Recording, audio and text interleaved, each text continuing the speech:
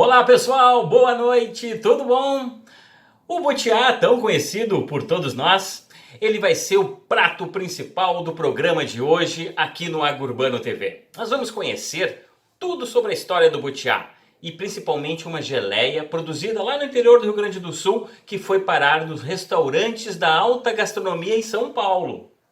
Mas vale lembrar que da palmeira do butiazeiro se aproveita praticamente tudo. Da folha, por exemplo, ela está servindo de matéria-prima para a fabricação de bolsas de grife em vários lugares do país, principalmente no interior do Rio Grande do Sul, em Giruá.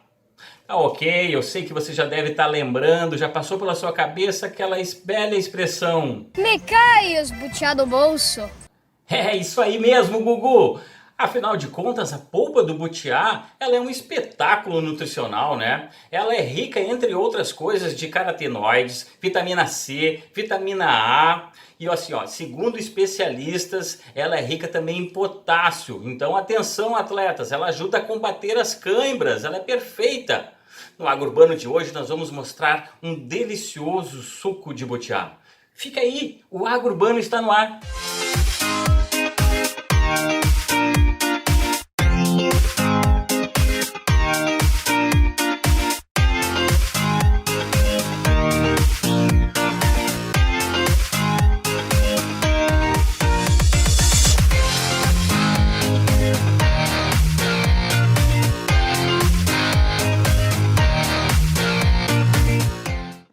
Os butiazeiros.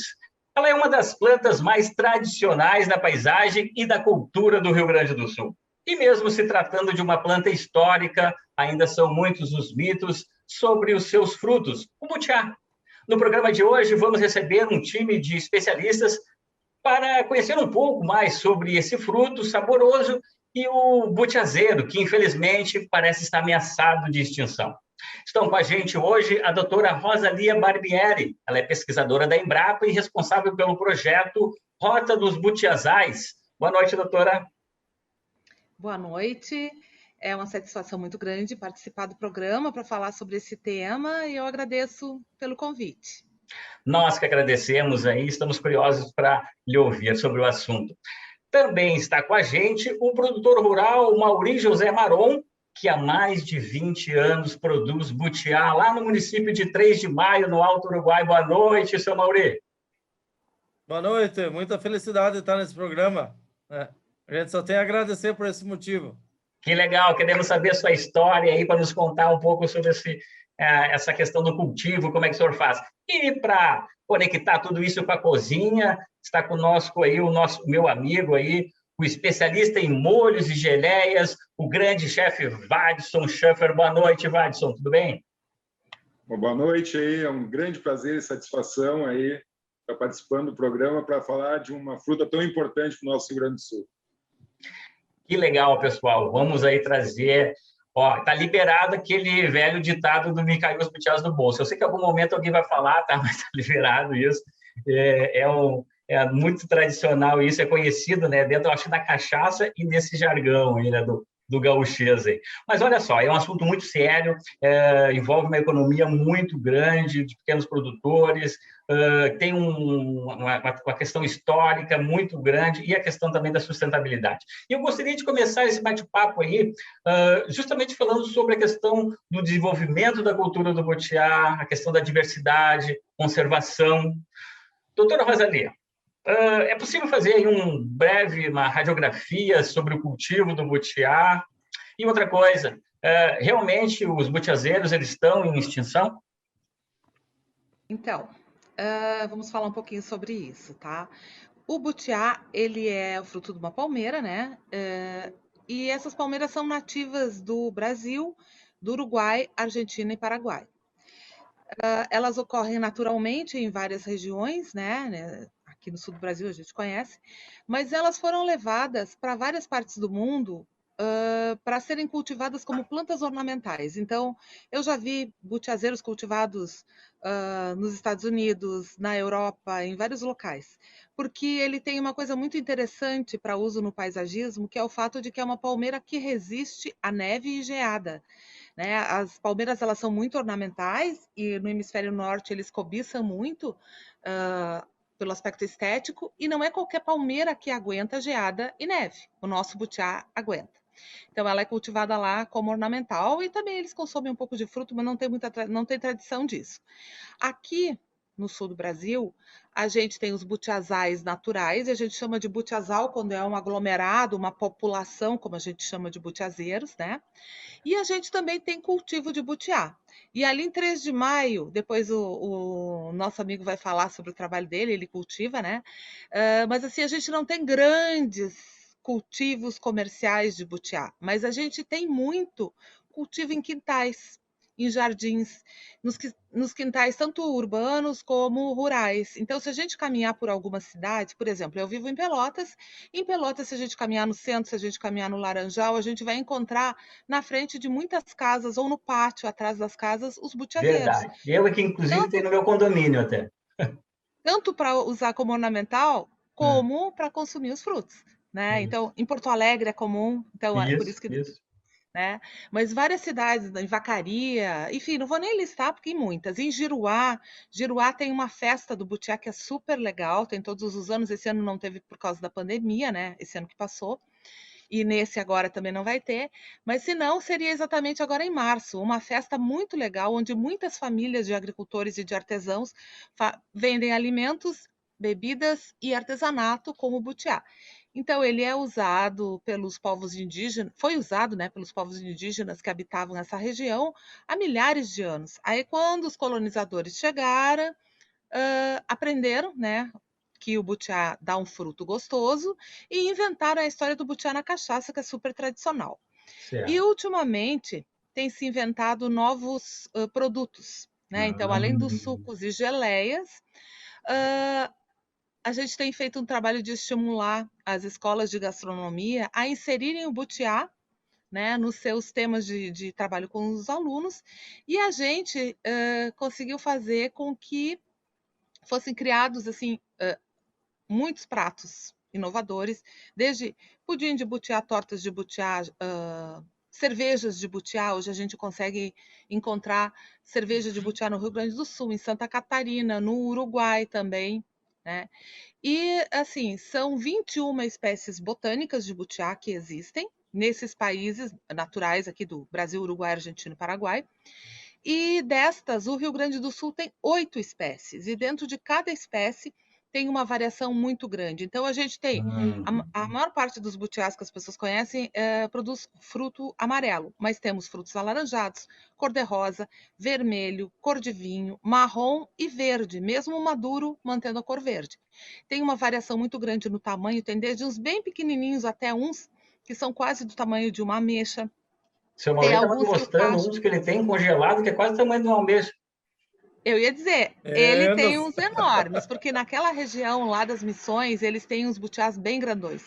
Aí os butiás que ficam na região do litoral norte, ali Torres, naquela região, eles são bem pequenininhos, mas em compensação são os mais doces que eu conheço, tá?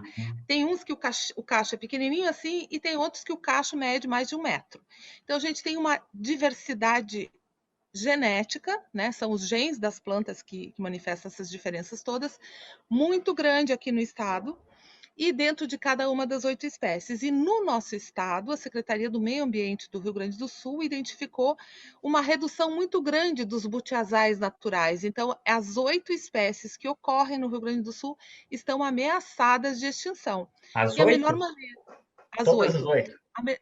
Isso. E a melhor maneira para a gente preservar é estimular o uso. Na medida que a gente fortalece o uso, mais pessoas conhecem, mais pessoas sabem da importância e mais pessoas valorizam os butiazais que ainda resta, e isso ajuda na conservação. Que bacana, uma aula mesmo. O seu Mori, é difícil produzir butiá? É difícil. É difícil, sim. Na verdade, a gente plantou o pé pequeno, o pé grande, ele é bem complicado. Ele não é assim tão manso, não. O senhor... Mas, Pois não, Diego. não, a gente tem que plantar. Não adianta você Se ela é teimosa, não tem que plantar. Como começou essa... Me conta um pouco dessa história aí. Como é que o senhor já disse que quase há uns 20 anos já cultiva o butiá aí? Isso foi uma coisa que o senhor percebeu, que dava terra? Como é que foi essa história? Na verdade, a gente tinha essa terra de herança dos meus pais aqui, né? Onde é que a gente está morando hoje, né? Nos Butiá. E antes a gente morava na cidade de Independência, né? E daí a terra sempre estava na mão de um do outro, né? Ninguém dava valor, entregava uma porcentagem disso, daquilo, né? E aí um cunhado meu um dia veio do Goiás, que era daqui, né? E aí queria butiá. Daí saiu catar nos barrancos da estrada butiá, né? Aí eu digo, caramba, né? Vamos pegar e vamos plantar esse butiá, para esse pessoal ter, né? E assim começamos, plantando um pé, plantando outro, e temos aí perto dos 1.000 pés plantados já, né? O senhor estava me mostrando lá, pega lá para nós o butiá congelado, o senhor tinha ali, mostrou ali que eram uns tamanhos bem, bem grandes, né? Pode pegar lá atrás, não tem problema. Pode levantar e pegar, não tem problema. Aqui, não, aquele da fruta. Aqui. Opa. Esse pacotinho? Parece umas ameixas, né, doutor? Mas deixa eu pegar aqui. Fica mais fácil. Opa, tá viva. Tá caindo do butiá. Caindo do butiá do bolso. Tá ruim de eu mostrar isso aqui. Não, mas dá para ver, parece umas ameixas. Doutor Rosani, essa variedade é qual? Provavelmente, teria que ver outras características da planta, mas provavelmente por causa da região onde ele vive e tal, ali o que mais tem é da espécie Butiaiatai. E dentro dessa espécie a gente tem variação e ele mesmo ele conhece, né? Conhece muito bem a variação que tem, tanto em termos de diferença de quantidade de fibra, alguns têm o coquinho maior do que outros menor, né? Alguns são mais doces, outros são mais azedos, então tem variação dentro dessa espécie. Certo. Pode falar, seu Moro. Eu sempre digo, cada pé de butiá é um casamento, é um filho diferente, por mais que é gêmeo, mas é diferente, né? Então não tem um igual ao outro, né? São todos diferentes. Tá, agora eu quero saber como que essas polpas aí do seu Mauri lá em 3 de maio foram parar lá na cozinha do Vadson em Santa Maria. Conta essa história para nós aí, Vadson. Então, quando eu comecei a desenvolver os primeiros sabores de geleia, eu fui numa feira em Porto Alegre um dia, eu vi uma geleia de butiá. E daí eu disse, acho que essa é uma geleia que tem a ver com o Rio Grande do Sul, né? Eu fiquei muito... provei, levei um vidro e tive uma lembrança de infância, sabe? E eu pensei, acho que essa é um tipo de geleia, acho que vai trazer essa lembrança para as pessoas, né? E aí comecei a produzir, só que eu produzi a primeira leva de vidros, eu produzi com um cacho de butiá mesmo. Fui lá, tirei o cacho, eram quase 25 quilos, né? E da polpa desses 25 quilos, aí acho que deu em torno de 3 quilos, 4 quilos, né? Então, essa minha primeira produção aí rendeu aí menos de uma caixa, né? E aí, através, se eu não me engano, de um dos filhos, através das redes sociais, me encontrou e perguntou se eu tinha interesse de comprar polpa de butiá, né? E aí a gente eu fiz a primeira compra, que foi de, se eu não me engano, 25 quilos ou 30 quilos no máximo. E fiz as primeiras produções, que facilitou muito o meu trabalho, né? Eu posso mostrar para vocês aqui que as primeiras levas eles vieram em embalagens assim de 1 quilo, tá? E eu também, como eu comecei a produção em casa, né, em panelas de casa, também então facilitou muito o meu trabalho, né? Agora a gente já buscou esses butiás aqui, são da safra desse ano, né? Então pode ver que é uma embalagem de 5 quilos, né? Então isso aqui facilita muito o nosso trabalho aqui na hora da produção. E hoje essa nossa geleia de butiá com cachaça é a geleia que a gente mais vende, né? E vendemos para vários lugares do Brasil. A exemplo, tem um restaurante em Itu, que o nome do restaurante é Butiá. Então, só esse restaurante aí nos compra uma caixa por mês de geleia de butiá para servir nos seus pratos, né? Então, é uma felicidade também tá podendo, né, mostrando o trabalho, né, que é um trabalho de produção, né, artesanal, né, tanto a parte das geleias, né, quanto a produção dos próprios butiás.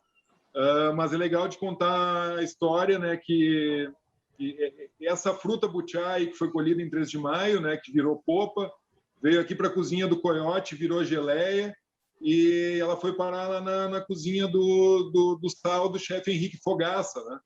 Então, tive a oportunidade de ir para São Paulo e tive a felicidade do chefe responsável lá pelo sal me serviu um magret de pato com geleia de butiá lá no sal do Henrique Fogaça, então, que um butiá que foi colhido aí pelas mãos, né, do pessoal. Então, é muito legal, né, poder mostrar essa valorização mesmo, né, do produto, do insumo, né, a exemplo das trufas, né, que nós conversamos aí em outro programa.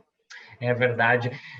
A gente tem visto assim que quando o produto agrega um valor, né, e vem assim de uma questão mais natural, ele tem esse potencial.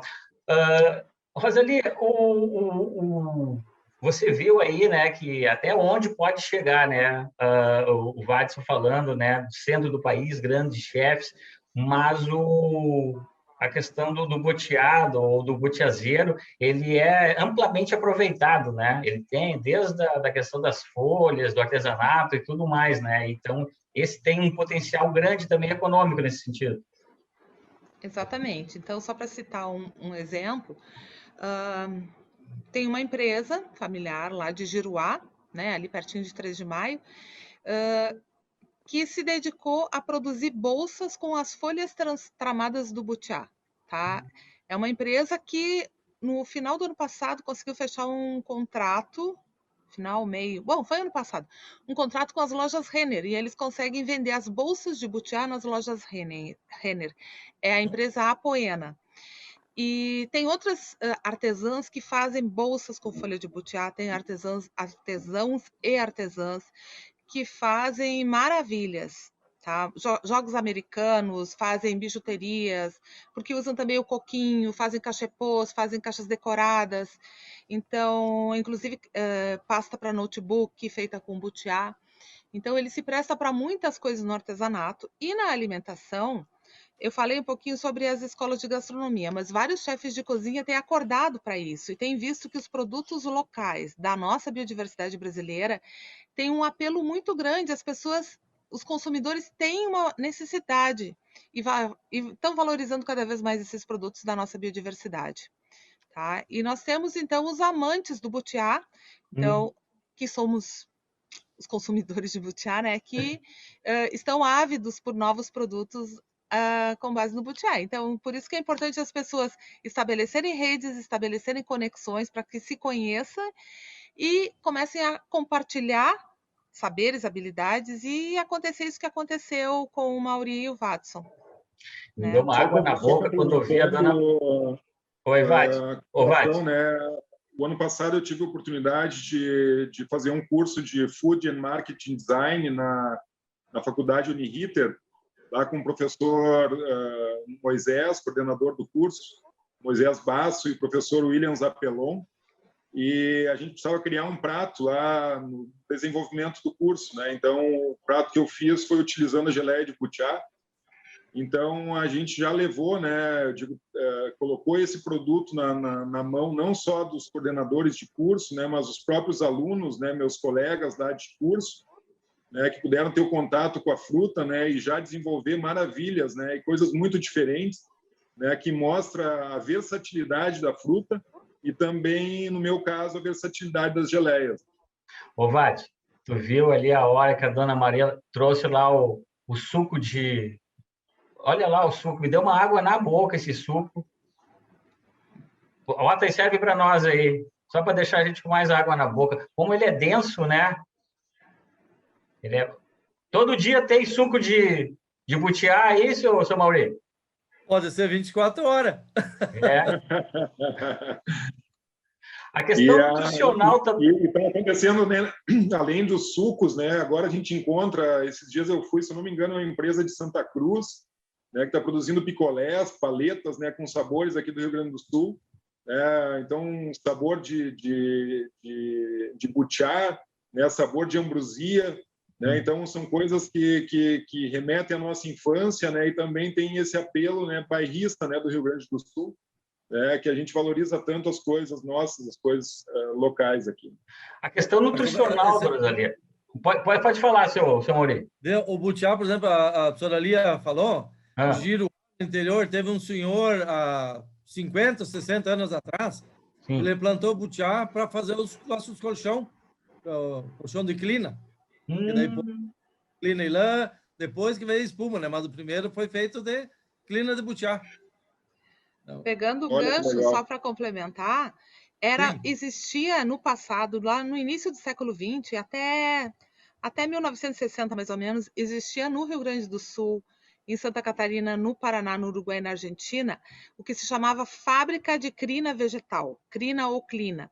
O que era isso? Eram empresas, eram fábricas, tá? Grandes, não era uma coisa pequena, que produziam uma fibra a partir das folhas do butiá, que era vendida em fardos para as empresas de colchões. E os colchões faziam, então, a partir da sacrina, faziam os colchões. Então, como o seu Mauri falou. E também essa sacrina era usada para enchimento de estofados.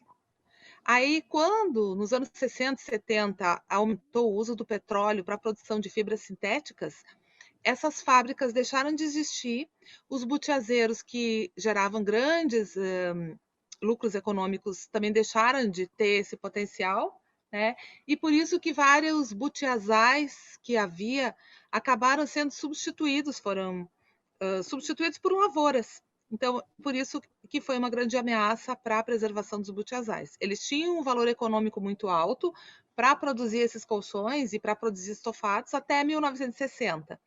A partir daí, deixaram de ter esse uso, mas agora a gente está conseguindo, com o esforço de muita gente, como é o caso do Watson, do seu Mauri, de muitos outros, um resgate e uma revalorização dos produtos do butiá. Eu só queria uma legal, muito, eu desde já agradeço pela aula aí, né? Que coisa incrível, né? E a gente trabalha com isso, trabalha com gastronomia, tu ir a fundo na história, né? E saber do produto, né, da versatilidade das coisas, né, e um produto tão original nosso aqui do Rio Grande do Sul, né, precisa ser valorizado e precisa ser recuperado, né? É verdade, Watson. A gente falou agora do suco, né, das geleias, mas o aspecto nutricional, acho bacana a gente também falar um pouquinho. Não sei se a doutora Rosalie poderia contribuir alguma coisa nesse sentido, porque ele é muito farto de vitamina C, mas tem outras propriedades também, né? E a gente está vivendo esse momento, são uma dualidade da questão dos aspectos da sustentabilidade, né, da origem dos alimentos e também o poder deles, né, de benefício para a saúde. Então, gostaria de ouvir alguma coisa nesse sentido. Bom, então, o butiá é riquíssimo em vitamina C, mas também é riquíssimo em carotenoides. Os carotenoides são substâncias que, quando a gente ingere no nosso metabolismo, eles resultam em vitamina A, do grupo A. Tá? Mas ele tem uma coisa muito legal, que é o teor de potássio. E para que o potássio é importante no nosso organismo? O potássio ele previne cãibras. A gente fala muito que os atletas precisam comer bastante banana e tal para evitar as cãibras. O butiá tem mais potássio que a banana. Tá? Então, atletas, a gente deveria recomendar que comessem butiá, consumissem suco de butiá. Né? E o butiá também ele é rico em ferro, e ele é rico em fibras, que, de modo geral, fazem bem para o nosso sistema digestivo, né? Além de outros micronutrientes que ele tem, ou seja, ele tem antioxidantes que fazem com que a gente tenha uma vida mais saudável. Que legal. O seu Mauri, antes de nós irmos para o intervalo, que a gente tem aqui também o quadro Um Rio de Azeite, que também é outra iguaria, rica também em antioxidantes também, tem muita curiosidade em torno disso. Antes de nós irmos para o intervalo, eu gostaria que o senhor me dissesse o que o senhor tem aí atrás ali. Tem a polpa, tem as compotas, fala aí. Olha, além da fruta, né, e as polpas, aí a dona Terezinha faz as geleias, não é as do nosso amigo de Santa Maria, mas é a geleia, né? Sim, aquela caseirona boa. E ainda tem essa aí que eles dizem, dá uma descascada, adoçada e põe num vidro, né? Fruta natural. Né? E os cachos naturais também, né? Que legal, que legal. Quando Não, a é mulher não bacana. está com muita preguiça. Só mais uma pergunta: quantos quilos vai produzir esse ano de polpa? Olha, esse ano tá ruim, tá ruim. Mas vai produzir uns 1.500, 2.000 quilos, mais ou menos, né? Que maravilha. Mas esse ano deu problema por causa da estiagem, acho que deu na época do inverno, depois choveu demais, e aí vai dar menos. Mas sempre satisfeito, né? Legal, seu Mauri. Depois do intervalo, o senhor vai nos contar como é esse trabalho aí. A gente tem umas imagens, depois o senhor conta como é que é o seu trabalho que você faz aí dessa extração da polpa. O Watson vai nos falar sobre essa geleia aí, as características dela, e a doutora Rosalia vai nos trazer um pouco mais de informações sobre o universo. A gente vai aprender um pouco mais sobre essa questão, tá bom? A gente faz um minutinho e já volta depois do quadro Um Rio de Azeite. Fique aí.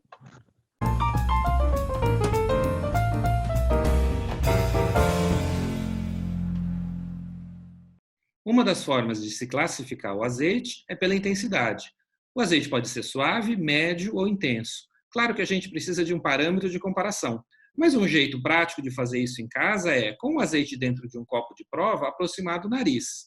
Se eu preciso colocar o nariz dentro do copo de prova para sentir o aroma, deve ser um azeite suave. Se dessa distância eu já sinto o aroma, deve ser médio. E se de uma distância maior o aroma já preenche o meu nariz, deve ser um azeite intenso. Cada um tem o seu uso e na hora de preparar o seu prato, não se esqueça, não precisa ser apenas um fio, pode ser um rio de azeite.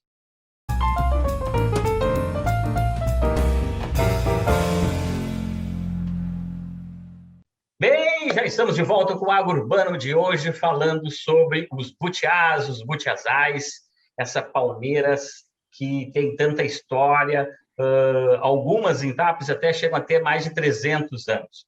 E existe também no Rio Grande do Sul um projeto chamado Rota dos Butiazais. A doutora Rosalia, ela é uma coordenadora desse projeto, e eu gostaria de entender um pouco melhor qual é o propósito desse projeto, né? E qual é o objetivo em torno dessa atividade daí, no caso, doutora? Então, esse projeto, ele nasceu no Rio Grande do Sul, mas hoje ele é internacional.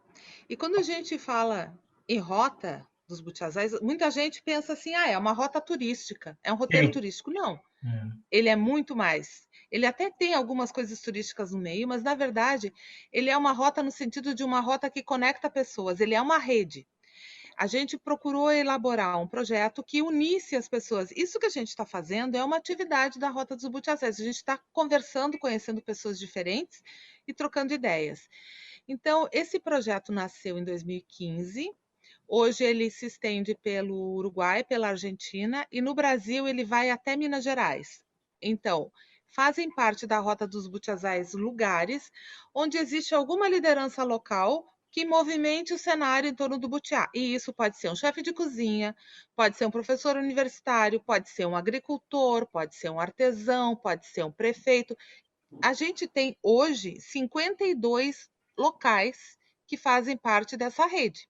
Ou seja, a gente tem no mínimo 52 lideranças em lugares diferentes que organizam curso, que reúnem gente, que fazem exposição, que mexem no cenário do butiá. A nossa ideia é que a gente contamine as pessoas de vários lugares com essa paixão que a gente tem pelo butiá. A Embrapa e outras instituições de pesquisa e universidades produzem o conhecimento científico. E a gente faz uma troca de saberes. A gente aprende muito com os agricultores, com os produtores, com os artesãos. E a gente passa o que a gente conhece numa linguagem mais acessível para esse público também. Então, a nossa ideia é um projeto que é uma grande rede de troca de saberes, né? Todo mundo aprende com todo mundo. E então, pode falar. Não, pois pode concluir. Então, esse projeto, ele já promoveu muitos seminários no Brasil, no Uruguai e na Argentina também, encontros de gastronomia, exposições de artesanato, exposições de fotografia, cursos. A gente procurou, não na pandemia, né, porque isso atrapalhou bastante a gente, mas a gente procurava levar, por exemplo, os artesãos de Santa Vitória do Palmar para ensinar a fazer comida com butiá lá em Tapes. Levar a artesã de Giruá para ensinar a fazer tramado e bolsa no Uruguai, sabe? Uma troca. Quem sabe a gente levava para outros lugares para fazer esse compartilhamento de saberes. Então, a Rota dos Butiazais, ela agrega avanço no conhecimento científico, capacitação de pessoas e formação de multiplicadores, né? E envolve também a questão de educação ambiental, a gente fez o trabalho com escolas e tudo mais, e subsídios para políticas públicas. Então, por exemplo, a Prefeitura de Tapes criou um projeto de lei local colocando o butiá na merenda escolar. O município de Giruá também colocou o butiá na merenda escolar. A Secretaria do Meio Ambiente do Estado do Rio Grande do Sul se baseia em resultados de pesquisa da Embrapa para fazer a certificação de agricultores e artesãos que fazem a extração da polpa do butiá e das folhas do butiá. Então, assim, é uma troca de saberes de todos os níveis possíveis em torno do butiá. O nosso objetivo é promover o uso do butiá e, com isso, valorizá-lo e resultar na sua conservação de uma forma mais ampla. Vadson, tu viu? Então, Santa Maria já está na rota aí dos butiazais, né? Tu aí com a geleia aí tá na rota, né, meu velho? Me coloco à disposição já da professora, né, o que precisar de mim, dos meus conhecimentos, né, do meu trabalho, das minhas redes sociais para participar, para agregar, para somar. Achei incrível mesmo a ideia, né, e projetos assim que nós temos que ter orgulho, né? As coisas às vezes estão acontecendo e a gente nem imagina, né? Então, só tenho a dar parabéns aí para todos aí, né, por esse projeto. Vadson, vamos aproveitar aí que tu está na frente das geleias, né? Tu falou aí no primeiro bloco um pouco sobre a característica, vai cachaça também, né? Mas ela não dá para comer a geleia e dirigir, né? Não tem problema, né? Dá, nesse caso dá sim. A gente prepara, na verdade, né, utilizando um pouco só da cachaça, e também ela é utilizada durante o cozimento, né? Então, esse álcool dessa cachaça, ela entra mais como sabor do que como álcool mesmo. Claro, eu estava brincando. Eu queria saber mesmo. Dirigir. É diferente da cachaçinha com butiá, né? Essa aí não dá para brincar, né? Mas essa geleia assim harmoniza melhor com o que, Vadson? Assim, o que vai bem? Na verdade, as minhas geleias, né, e os produtos que eu faço, eles têm uma pegada mais gourmet, né? Por isso que eu procuro colocar na mão de grandes chefes, né? É bem legal de falar agora menos de um mês atrás, né, teve o tenente do Masterchef aqui em Santa Maria, né, serviu um almoço para ele utilizando as trufas, né, as geleias de trufa, e o que ele levou também foi a geleia de butiá, né? Então as pessoas têm muito interesse, os chefes de cozinha têm muito interesse, né, principalmente. Deu uma leve trancadinha ali no Vadson, ele já vai concluir para nós ali já. Enquanto isso, vou lá para 3 de maio lá com o seu Mauri. Seu Mauri, me explica para a gente aí um pouco mais sobre como vocês fazem a extração. Vocês colhem aí na sua propriedade e já tem um local, né? Você tem uma máquina que tira o caroço, é isso? Na verdade, a gente colhe o fruto, deixa amadurecer, o que não está maduro, né? E o maduro a gente já lava, trabalha ele, tira aquele pezinho de baixo, deixa limpinho, né? Aí a gente põe no congelador, põe congelar, porque não dá para fazer no mesmo dia, né? Aí depois, uma certa quantia congelada, aí ela vem, tira fora e vai no despolpador, né? O despolpador é fabricado em Caxias pela Braese, né? É o mesmo que é usado no açaí, o nosso, né? E aí depois, né, ele passa pro saquinho, daquele é feito de 1 quilo, de 5, e é congelado de novo, né? E aí só esperar o cliente. Que legal. E a produção, todas vocês comercializam pela região? Chegam a mandar para mais longe, assim? Como é que é? Não, na verdade, a gente tem um esquema aí que ali, não sei se conhece, o pastor Fábio Lux, lá de Giruá. Uhum. Ele é natural daqui, da minha terra aqui, o pai dele mora aqui, 2 quilômetros daqui, né? E daí ele está começando a lidar no esquema dele aqui também. E aí ele, como está mais, digamos, envolvido com o povo, ele sempre arruma um negocinho aqui, outro lá, né? Então a gente tem uma parceria com ele e a gente negocia mais longe que nem do outro, né? Esses aspectos quase cooperativados, onde que eles reúnem a produção, isso ajuda também a dar um pouco de sustentabilidade aí para comercial mesmo para a atividade, né? Porque também a gente sabe que o produtor precisa desse retorno comercial, né? Exatamente. Então, foi legal que ele falou no nome do Pastor Fábio. O Pastor Fábio é uma liderança lá de Giruá. Ele organiza os agricultores, né? Eles têm uma despolpadeira e na comunidade eles produzem a polpa, assim como o seu Mauri, e eles fornecem para a cadeia solidária das frutas nativas, que é uma outra rede maior, né? Que agrega outros agricultores de outros locais. A cadeia solidária de frutas nativas produz picolés de frutas como guabiroba, araçá, pitanga e butiá. Tá? Então, eles vendem e comercializam em alguns locais de Porto Alegre, comercializam a polpa também.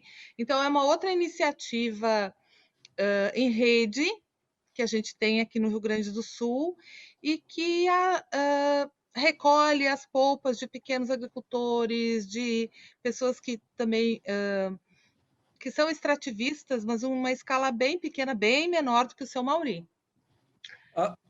Pode falar, seu Mauri. A professora Lia falou agora do produto extrativista. Nós, por exemplo, através do pastor e mais um grupo, a gente conseguiu a licença pelo meio ambiente de poder explorar essa planta nativa. Então, nós temos autorizado, legal, né? Não tem problema. Parabéns. É isso que eu tinha falado antes. A Embrapa produz o conhecimento e, junto com a Secretaria do Meio Ambiente do Estado, a gente conseguiu fazer com que esses produtores, como o seu Mauri, fossem certificados. Então, a gente tem produtores certificados, extrativistas certificados em Santa Vitória do Palmar, em 3 de Maio, em Giruá e em outros locais. Então, isso que é a Rota dos Butiazais. É um ajudando o outro, às vezes nem todo mundo se conhece, mas cada um faz um pouquinho para favorecer as pessoas que estão lá lidando com o butiá, colhendo o butiá, para que possa chegar na mesa de muito mais gente. E que também possa render o dinheirinho, né? Para quem está produzindo, que é muito importante. Ali na região de Tapes tem os grandes butiazais, né? Alguns muito antigos, assim, né? Essa parte mais comercial dessa atividade, ela tá mais restrita aos grandes butiazais ou na grande maioria são pequenos produtores? A grande maioria são pequenos produtores, porque essas grandes áreas de butiazais, os maiores butiazais que a gente tem são ali em Tapes e Barra do Ribeiro, em grandes fazendas de pecuária ou produção de arroz. E eles foram preservados por questões históricas e familiares, mas os proprietários não usam o fruto do butiá.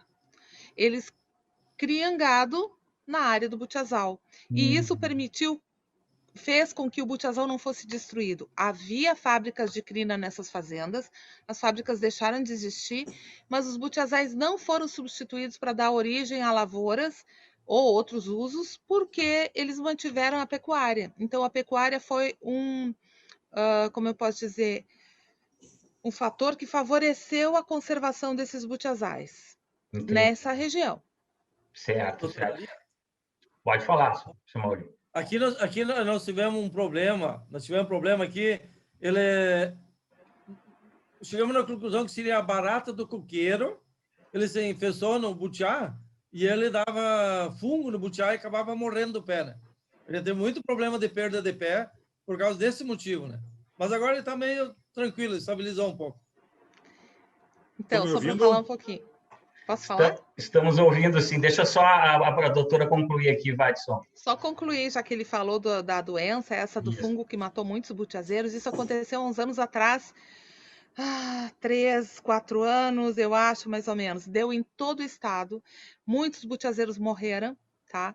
Porque foi uma infestação de larvas, são umas larvas de um besouro que abriam um caminho, umas crateras dentro do butiazeiro, entrava o fungo matava o butiá.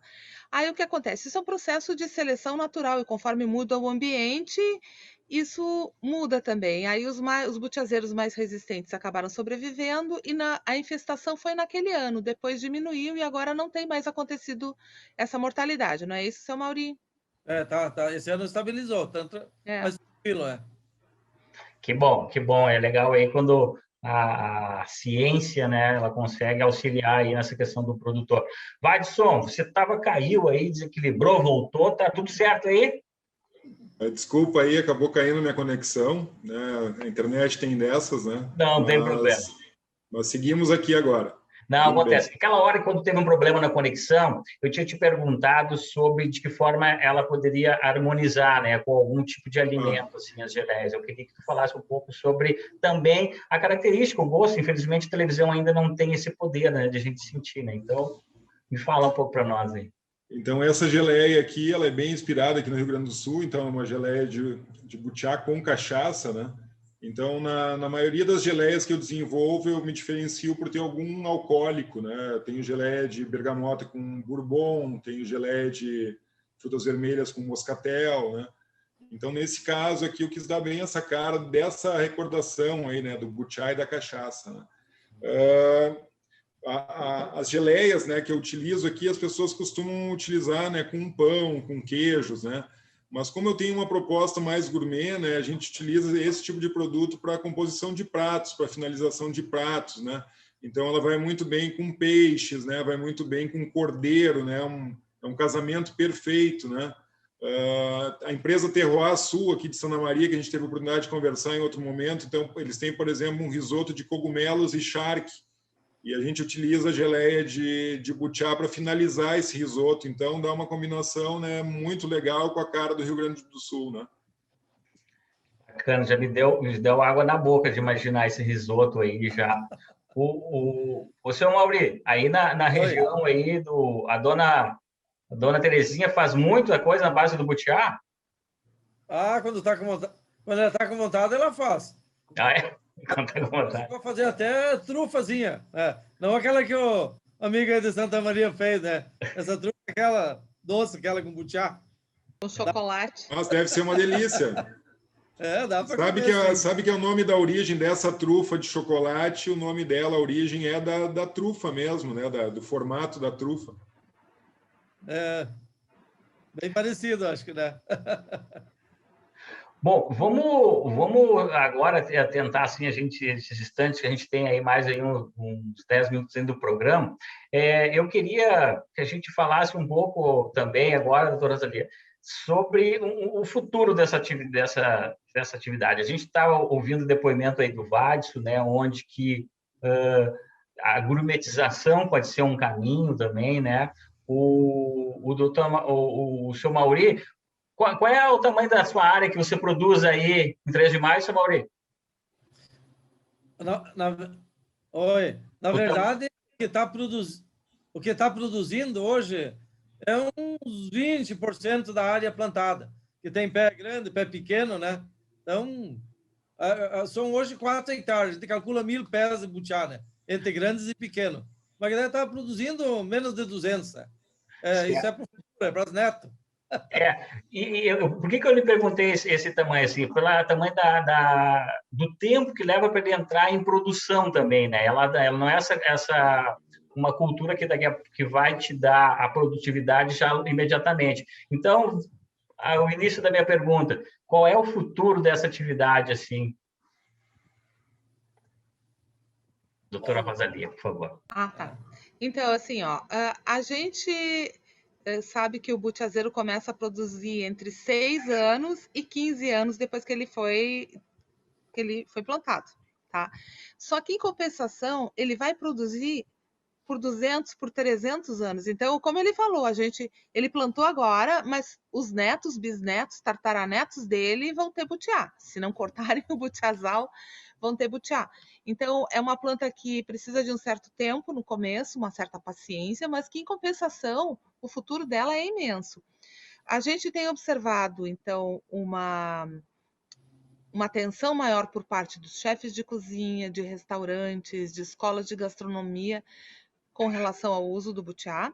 A gente tem observado um maior aumento de interesse dos consumidores pelo butiá e também de produtores. Então, eu acho que uma coisa que está se fortalecendo é o uso do butiá, né? Inclusive em merenda escolar de alguns municípios, que são poucos ainda. A gente espera que no futuro aumente o número de municípios interessados em usar o butiá na merenda escolar, para que as crianças já conheçam os produtos da nossa biodiversidade e que se organize um pouco melhor essa questão dos extrativistas e produtores, né? Porque é ainda muito, como eu vou dizer, precisa de uma organização maior para dar um retorno econômico melhor para as pessoas que estão produzindo butiá. Então, a gente espera que se fortaleça essa cadeia do butiá, como a gente chama, né? Que é um produto que é nativo daqui, evoluiu ao longo de milhões de anos nessa região. É uma planta super rústica, não precisa de irrigação, não precisa de adubação, né? Ela produz muito bem, ela só precisa de um pouco mais de atenção e uma paciência no início do plantio. Eu acho muito bacana isso. O Watson, é a mesma história lá dos produtos da venda da Amazônia, né? Tem um apelo de marketing até muito forte, a questão da questão amazônica e tudo mais, mas é um caminho também que pode ser usado para o pessoal dessa cadeia do butiá, né? Que eles podem também valorizar a questão do produto regional, né? Da tradição. Tu não vê assim também, Watson? O que eu acho importante, né, é o trabalho, por exemplo, como esse trabalho em rede aí que a professora, né, está sendo desenvolvido, porque o que acontece, né, as pessoas sabem produzir só o butiá, né, na maioria das vezes, né, não sabe agregar valor no produto, né, colocar no mercado certo, né, muitas vezes pode cair na mão de atravessadores que vão estar lucrando em cima, né, então da mesma maneira como está sendo feito, né, um trabalho de supervalorização no caso da trufa, né, por ser um produto muito exclusivo, né, ter pouca quantidade, mas não impede que possa ser feito um trabalho como está sendo realizado, né, de valorização do produto, né, e o que vai acontecer vai refletir lá no trabalho do produtor final, né. Eu não vou me incomodar em pagar um pouco mais para essa polpa o ano que vem, né, se o meu produto está vendendo bem, se eu estou colocando um produto de uma maneira com valor agregado maior no mercado, né, a partir da produção de polpa, né, na produção primária, né. Então é um projeto muito interessante, né, porque ensina, né, na verdade está dando o caminho, né. Como eu falei, para eu colocar esse produto, como eu falei aí, né, lá no SAL do Henrique Fogaça ou na Uniriter, na Faculdade de Gastronomia, é porque eu tenho uma boa rede de contatos, já trabalhei com marketing, né? Sei aonde eu quero chegar, sei aonde os meus produtos querem chegar, né? Mas muitas vezes não é o caso do produtor, né? Então, esse trabalho em rede é muito interessante e eu acho que para o futuro do butiá aí vai ser incrível. Seu Mauri, acredita no futuro do butiá? Com certeza, com certeza. Agora temos 3 anos de plantar, mas já temos um projeto de plantar mais, sim. Né? É? Temos 3 hectares de terra aqui. E dá-lhe butiá aí. Ainda. Tu imagina, né? Ele está aproveitando aí 20% da área, né? Esse ano aí não foi um bom ano, né? Vai produzir aí 2 toneladas de polpa. Então nós vamos poder fazer um vale aí daqui uns dias. Tranquilo. Mas quero aproveitar e contar uma história aí que é pertinente ao momento, que quando nós nos conhecemos aí, tudo pelo telefone, na verdade, né? E eu fiz a primeira compra, aí na segunda compra eu pedi para eles reservarem, se eles pudessem reservar 100 quilos de polpa para mim para o ano seguinte, né? E aí eu estava meio apertado de dinheiro e não estava conseguindo ir buscar, e daí eu falei, não, nós vamos levar para ti. Né? Aí os 2 filhos, né, e o pai entraram numa caminhonete, numa F100 antiga, gasolina, não deve ter sido muito barata a viagem, né? E colocaram um freezer de polpa de butiá na carroceria. E chegaram aqui, né? E eu, como é que eu vou pagar tudo isso, né? Não, ó, tô deixando o freezer aqui para ti. E conforme tu for produzindo aí, vendendo as polpas, aí tu vai nos pagando, né? Então, confiança, assim, é uma confiança que a gente não encontra hoje em dia, né? Então, por isso que eu faço questão sempre de valorizar e sempre que possível, né, poder estar enaltecendo o trabalho desse pessoal aí da produção primária. Que legal, que história bacana, né? Isso aí é só esse contato direto, né, com o produtor mesmo para que isso aconteça. Pessoal, a gente está se encaminhando para o final do programa. Eu disse que passava rápido e realmente quando o papo é bom, passa rápido. Então, eu vou começar com o senhor Mauri, que está lá em 3 de maio, um produtor de butiá já tradicional, já há muitos anos, e que nos trouxe aí um pouco de informação sobre sua atividade, da sua história, nos brindou aí com essa mesa bonita aí, né, cheia de butiás. Eu queria lhe agradecer, seu Mauri. Muito obrigado mesmo por ter participado do Agro Urbano, que tem esse propósito aí de conectar o produtor ao consumidor. Muito obrigado, viu? Nós também só temos a agradecer a esse pessoal todo que está ajudando nós, né? Direto e indiretamente, sempre tem alguém ajudando, né? E a gente essa, né? Quanto mais longe poder botar esse produto, melhor, né? Então, felicidade a todos nós, né? Felicidades, felicidades. Não vamos deixar cair os butiás dos bolsos. Vamos em frente. Não podemos, não. Tem bastante, né? Doutora Rosalia Barbieri, pesquisadora da Embrapa, responsável pelo projeto Rota dos Butiazais, nos deu uma verdadeira aula aqui sobre os butiás, os butiazais. Eu gostaria muito de lhe agradecer a sua presença aqui no Agro Urbano e até uma próxima oportunidade. Muito obrigado, viu? Eu que agradeço pela conversa, que foi muito agradável, por encontrar vocês, por trocar umas ideias, por conhecer um pouco mais sobre o que cada um de vocês, do seu Mauri e o Watson, fazem. A Rota dos Butiazais tem algum site, algum endereço de internet? Tem no Facebook, é só colocar a Rota dos Butiazais no Facebook. E a gente produziu vários vídeos no YouTube, né? A Embrapa tem uma equipe de comunicação, então se vocês colocarem YouTube Rota dos Butiazais, vocês vão conseguir encontrar vários videozinhos. E tem um que eu recomendo, que se chama Amamos Butiá.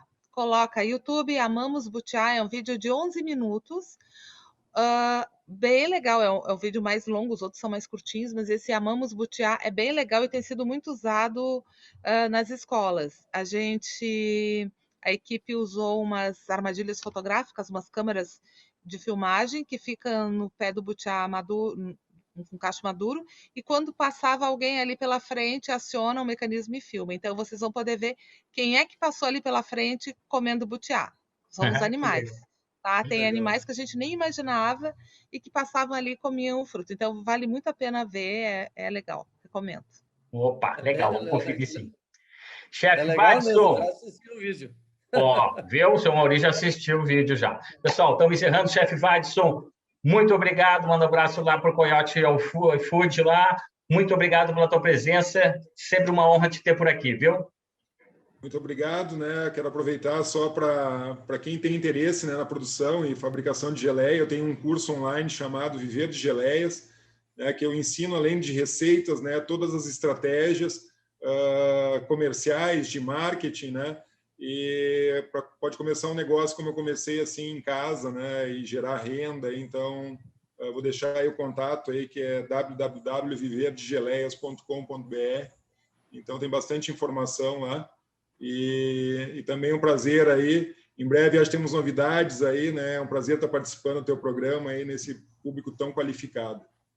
Legal, o prazer é nosso e com certeza novidades, novos projetos vão vir por aí. Pessoal, muito obrigado, até terça-feira que vem. Aí, valeu, pessoal!